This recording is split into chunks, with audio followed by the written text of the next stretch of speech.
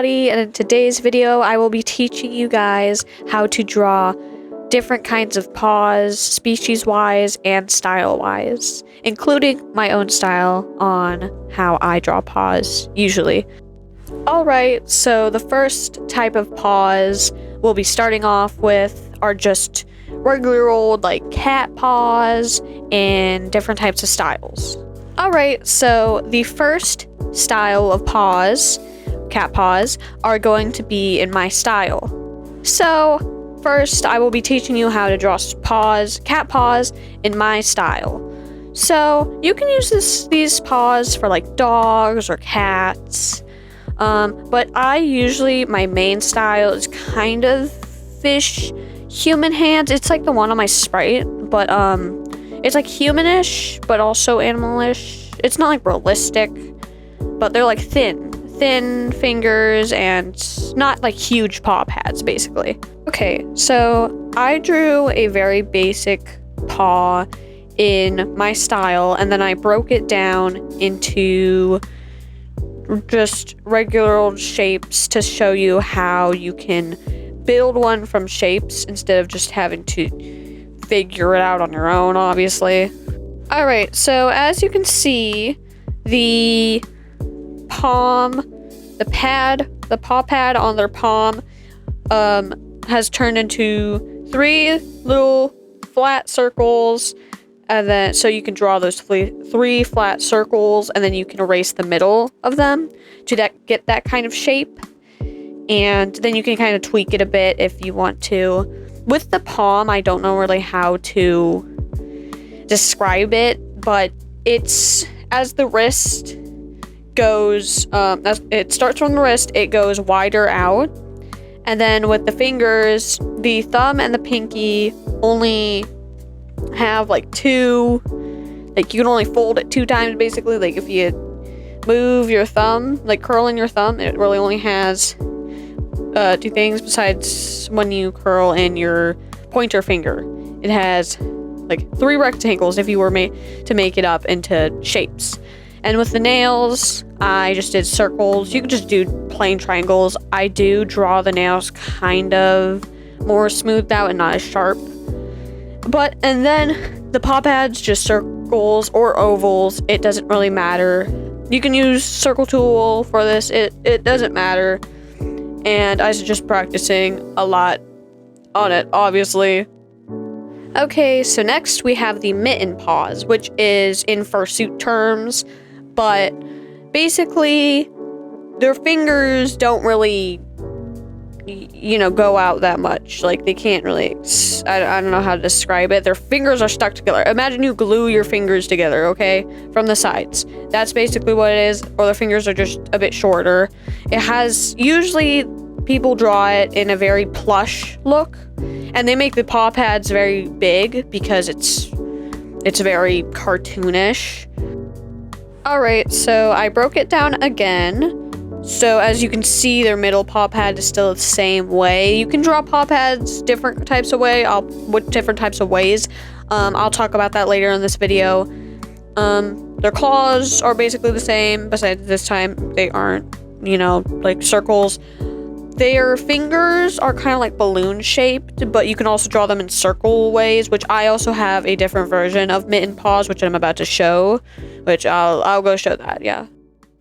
Okay, so this is definitely a better drawn version of a different, kind of a barely different style. I didn't break this one down, but it's basically the same, besides the fingers being shorter and just more circle than balloon shaped.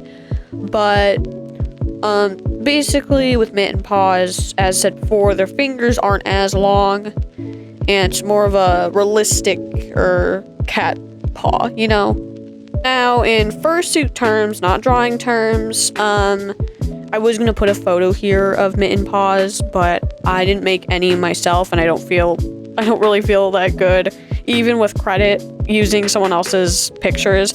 But basically, they're mittens, but they have paw pads on them usually. I do have another example of paws that I draw also in my style, so I'll show those. Those are more like mitten paws. There's different types of mitten paws. Okay, so these are definitely more what mitten paws actually look like. They look like mittens with just paw pads on them. So you can't move your fingers around in them and all that. But basically, to break this down, this shape, it's basically the same for the paw pads and claws. Sometimes it doesn't really need to have claws. Usually they don't. But with the actual shape, it kind of looks like it can be like an oval for its actual like palm, not including their wrist. But I only use this paws. I only draw them a bit when I'm too lazy to draw paws, since they're very easy to draw. But they can definitely look good in some styles. They just don't look that good in my style. They look off in my style, so I don't draw them as much unless I'm like way too lazy to draw actual hands. Okay, so that's it for the paw styles that I draw. The styles of paws that I personally draw in my style, whatever, you know what I mean. But next, we're going to go on to animals, and then we'll go on to more just random other styles of paws that I've seen other people do. Okay, first other animal that I don't see really people draw these as much, like paw-wise, are raccoons. Like, raccoons, monkeys, like, they're kind of the same. And then I'll go on to, like, birds and stuff, like, things with fingers in quotations instead of, like, paws. I mean, they still have paw pads and all that, but, like, you know what I mean. Okay, so I actually changed my mind, and instead, we will be going on to bird paws in quotations. They're actually bird feet, since they just have feathers, so we'll go on to that. Okay, so this is just, say, random bird's foot, okay? Paws in quotations. So, usually three little, toes, fingers in quotation. I don't really know what to call them. But usually birds have claws. Besides ducks, I don't think ducks, I've never seen claws on a duck, okay? But basically, to break this down in shapes, think of it like sticks. Yeah. Besides their claws, of course. Think of it like sticks, okay? So you could just draw multiple sticks in the formation, and then you can clean it up, basically. I don't really have an image to break it down. But you can also add webs to it and remove their claws. I forgot to remove their claws. Ignore that. And it could be duck foot or goose foot. Yeah.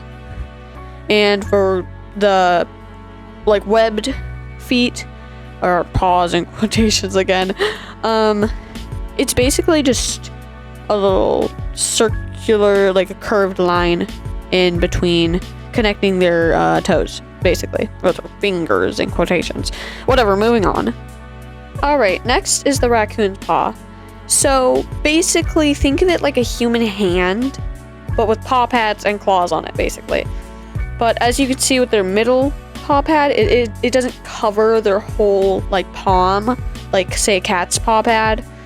So you draw a little higher up, right under their first three fingers, their three middle fingers. But it's not actually the same as a human hand. Their pinky and their thumb are basically around the same height, while our human hands, our thumbs are shorter than our pinkies.